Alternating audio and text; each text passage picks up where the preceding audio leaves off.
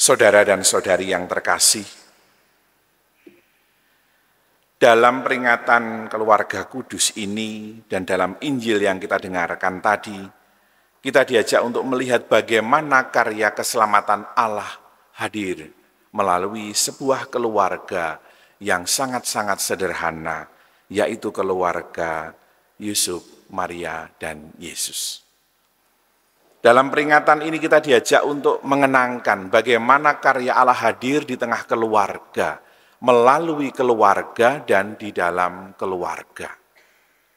Kita pernah tahu sebuah acara televisi yang sangat melegenda, yaitu Keluarga Cemara.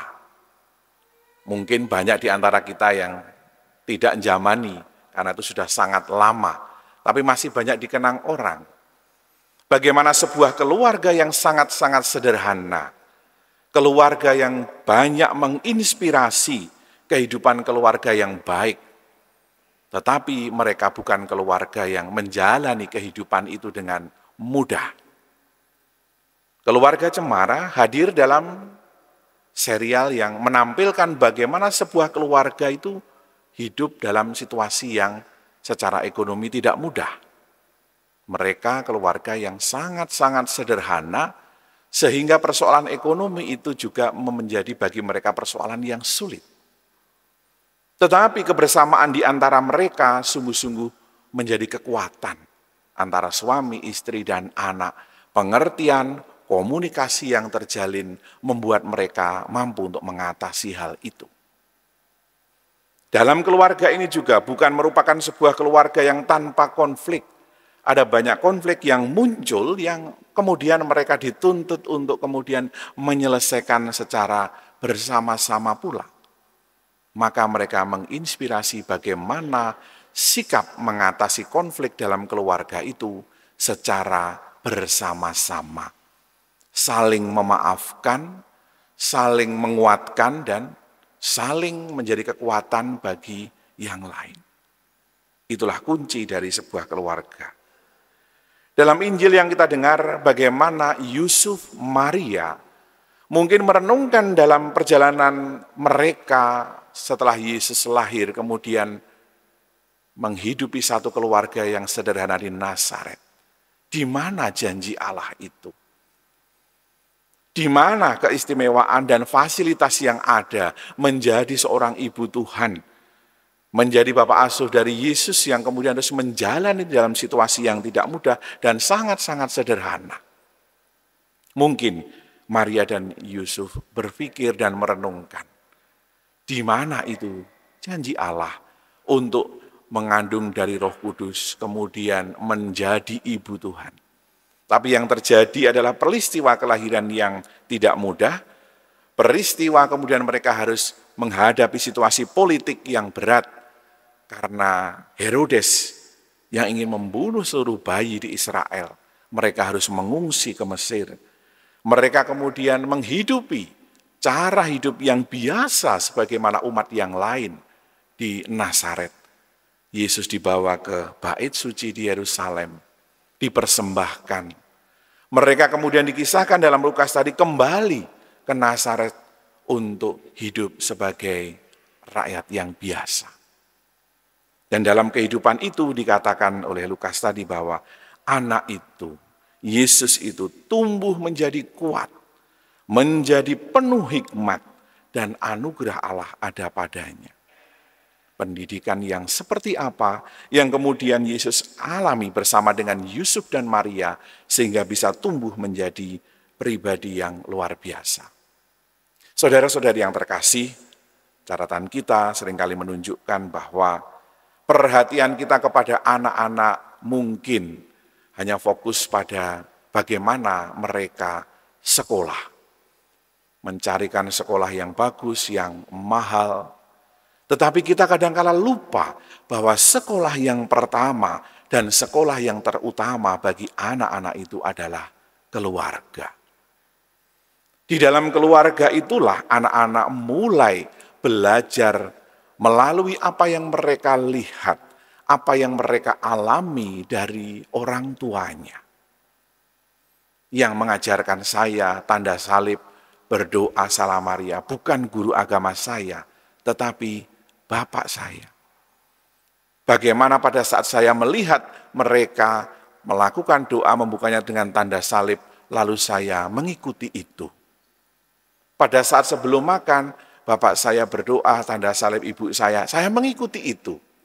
Peristiwa belajar saya pertama untuk berdoa bukan pada guru agama, bukan saya alami di gereja, tetapi dari orang tua saya.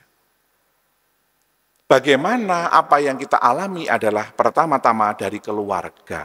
Maka Bapak Ibu Saudara-saudara yang terkasih, melalui peringatan keluarga kudus ini, mari kita renungkan dan kita dalami sungguh semangat untuk menjadikan keluarga kita itu menjadi sekolah, tempat di mana anak kita belajar kebaikan. Khususnya dalam hal iman, khususnya dalam hal perilaku, cara berkata, cara bertindak, bahkan mungkin cara berpikir, kita dibentuk oleh bagaimana orang tua kita. Saya bersyukur belajar dari orang tua saya, bapak saya yang orangnya tidak bisa marah. Ya, kalau ibu saya masih sering kali marah. Tapi saya bersyukurnya punya bapak itu seorang yang tidak pernah marah, Bapak Ibu. Tidak tahu mengapa. Tidak pernah marahnya dalam arti dia tidak pernah berkata kasar. Dia tidak pernah muncul dari mulutnya kata-kata misuh atau kotor. Dia tidak pernah kemudian main tangan. Dan itulah yang kemudian bagi saya adalah jalan hidup. Saya belajar bagaimana untuk tidak misuh itu ya sudah bukan menahan diri lagi. Karena memang dari kecil saya tidak pernah mendengar itu dari bapak saya. Meskipun pergaulan saya di kampung, di luar sana saya mendengar seringkali kata-kata umpatan itu. Tapi saya bersyukur dibentuk di rumah yang tidak pernah saya mendengar umpatan, pisuhan, atau mungkin bentuk-bentuk kata-kata yang kotor dan menyakitkan. Yang saya hidupi adalah bagaimana orang bisa berkata dengan baik, dan itu tidak perlu diajarkan oleh orang tua saya dengan kata-kata. Nak, kamu tidak boleh mengumpat. Nak, kamu tidak boleh berbicara kasar. Nak, kamu tidak boleh untuk bersikap dengan seperti itu. Tidak. Tapi apa yang saya lihat, saya alami, ternyata itu membentuk saya. Saudara-saudari yang terkasih, pada saat saya kemudian juga melihat realitas dalam keluarga saya, saat bapak dan ibu itu bertengkar. Ya, bertengkar dalam arti beda pendapat, lalu kemudian mereka saling eyel-eyelan begitu. Saya juga belajar bagaimana mengolah konflik itu, yaitu apa? Dikomunikasikan, dibicarakan dengan cara yang baik. Dan itu ternyata juga membentuk saya untuk kemudian seringkali, ayo kita bicarakan baik-baik, pasti ada jalan keluar. Dua kalimat itu yang kemudian muncul dalam diri saya saat dalam peristiwa bersama, ada konflik, ada persoalan berat, ada situasi sulit, dan marah bukan atau tidak pernah menjadi salah satu solusi. Yang ada itu adalah apa? Mari kita bicarakan baik-baik bersama-sama dan pasti ada solusinya. Saudara-saudari yang terkasih, mari kita kembali kepada keluarga kita masing-masing. Mencari dan menemukan pengalaman bagaimana keluarga kudus menimba keterlibatan mereka dalam karya keselamatan itu bukan dalam perkara yang selalu mulus dan mudah di tengah keluarga. Bukan. Mereka mengalami bagaimana mandi keringat, perjalanan yang panjang. Mereka mengalami bagaimana ditolak. Suatu pengalaman yang berat, ditolak, tidak diterima. Bahkan dalam situasi bagaimana Maria Yusuf mendengarkan bahwa Yesus ini diramalkan oleh Zakaria menjadi pribadi yang akan menimbulkan perbantahan. Ya, seperti mata pedang yang akan menusuk jiwamu. Karena apa? Peristiwa sulit yang akan dialami oleh Yusuf dan Maria sebagai keluarga. Tetapi satu hal yang tidak pernah hilang dari keluarga ini adalah apa? Kebersamaan, komunikasi, dan kesetiaan kepada apa yang dikehendaki Allah untuk dijalani.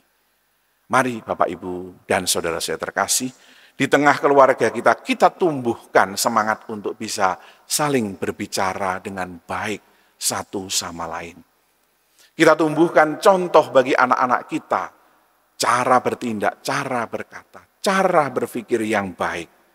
Dan mari kita selalu katakan, di dalam kebersamaan selalu ada solusi, selalu ada jalan keluar. Saat apa kita berusaha dan Allah berkarya dalam keluarga kita. Berkat Tuhan melimpah untuk kita semuanya. Amin.